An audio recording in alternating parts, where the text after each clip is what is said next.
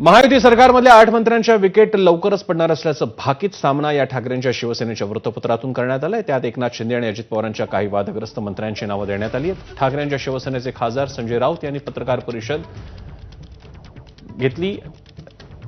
संजय शिरसाट, माणिकराव कोकाटे, योगेश कदम आणि संजय राठोड यांची नाव घेत त्यांना डच्चू मिळणार असल्याचंही भाकीत वर्तवलं। शिवाय भाजपचे मंत्री नितेश राणे, जयकुमार गोरे यांनाही नारळ मिळण्याचं भाकीत सामनातून वर्तवण्यात आलंय।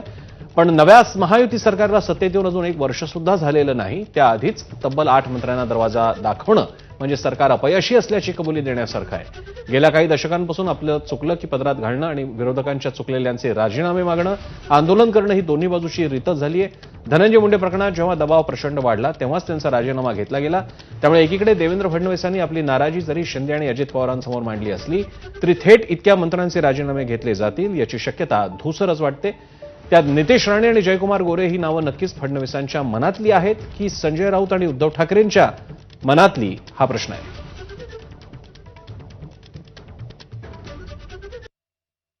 मंत्रिमंडळामध्ये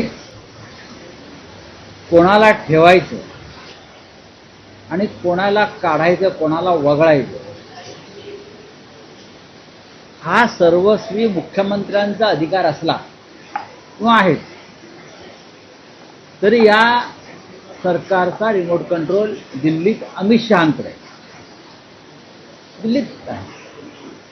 काल मुख्यमंत्री दिल्लीत गेले एका कार्यक्रमासाठी,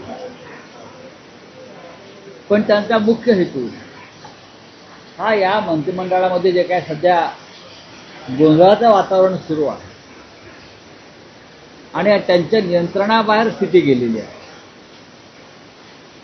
त्या संदर्भात मार्ग काढण्यासाठी ते काल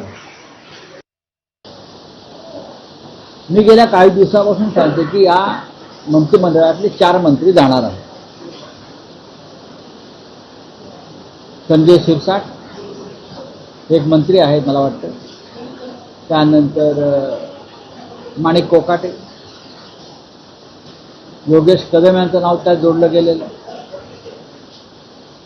बाकीची नावं समोर येत आहेत, पण 4 वरून संपूर्ण मंत्रिमंडळाची सफाई करून एक वेगळ्या चेहऱ्याचं मंत्रिमंडळ आणावं अशी चर्चा दिल्लीत आणि मुख्यमंत्र्यांच्या वर्तुळात सुरू आहे। संजय राठोड यांना सुद्धा जावं लागतं।